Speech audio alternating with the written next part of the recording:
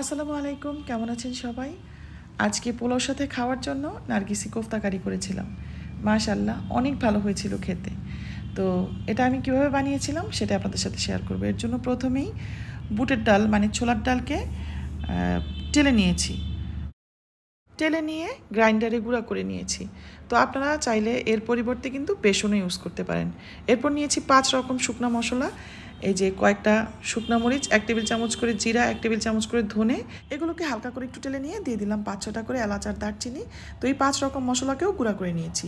এরপর আধা KG boneless chicken নিয়েছি, একদম পানি টানি ঝরিয়ে নিয়েছি কিমা করার জন্য। কোফতা বা কাবাবে মানে কাঁচা কিমার কোফতা বা কাবাবে পানি যতটা কম থাকে ততটাই ভালো, যতটা ড্রাই হয় আর কি ততটাই ভালো। এরপর একদম পানি ঝরানো চিকেনের টুকরা কিমা করে নিয়ে তাতে মিশিয়েছি ধনেপাতা, কাঁচামরিচ আর পেঁয়াজ। এই সব কিছুরই কিন্তু পানি ঝরিয়ে নিয়ে মিশিয়েছি। তো এখন দিয়ে দিচ্ছি 1 চা চামচের একটু কম রসুন বাটা আর তার দ্বিগুণ আদা বাটা। সে সাথে একটু আগে গুঁড়া করে নেওয়া 5 রকম শুকনো মশলা থেকে 1 টেবিল চামচ মতো মশলা আর আন্দাজ মতো লবণও মেশাবো। তো সব কিছু মেশানো হয়ে গেছে। এবার এর সাথে মেশাতে হবে ছোলার ডালের গুঁড়াটা মানে বুটের ডালের গুঁড়াটা। তো আমি এখান থেকে 3-1 কাপ মতো পাউডার মেশাবো, এর চেয়ে বেশি মেশাবো না। যেহেতু এটা শুকনা খাওয়া হচ্ছে না, কারি করা হচ্ছে, সেহেতু এখানে 3-1 কাপই যথেষ্ট। যদি এটা শুকনা খাওয়া হতো তাহলে আধা কাপের মতো মেশাতাম, বেশ ড্রাই ড্রাই হতো।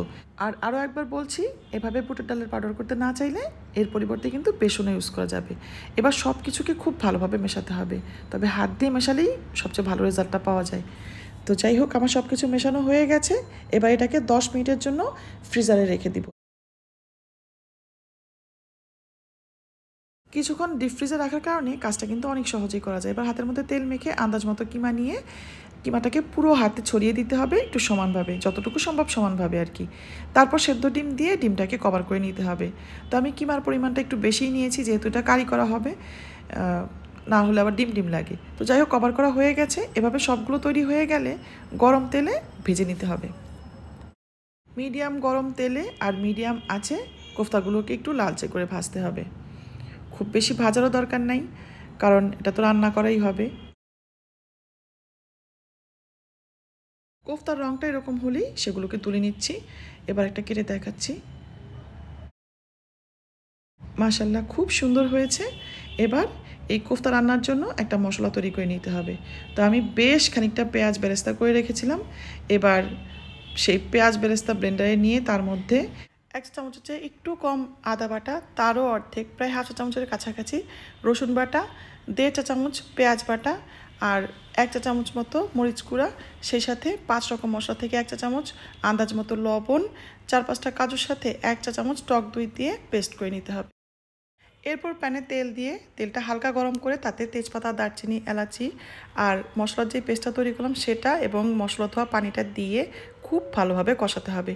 কষাতে কষাতে মশলার উপর যখন তেল চলে আসবে তখন লিকুইড দুধ দিয়ে ঝোল দিতে হবে।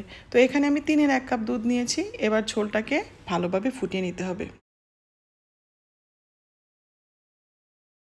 ঝোলটাকে খুব ভালোভাবে ফুটিয়ে নিয়েছি। এবার এর মধ্যে কোফতাগুলোকে দিয়ে মশলার সাথে মানে ঝোলের সাথে কোফতাগুলোকে খুব ভালোভাবে নেড়ে চেড়ে মিশিয়ে কিছুক্ষণ ঢেকে রান্না করব।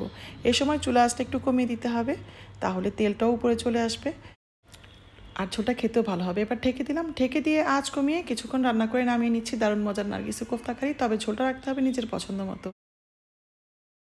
এবার আমি গরম গরম পোলাওর সাথে নার্গিসি কোফতা কারি সার্ভ করব।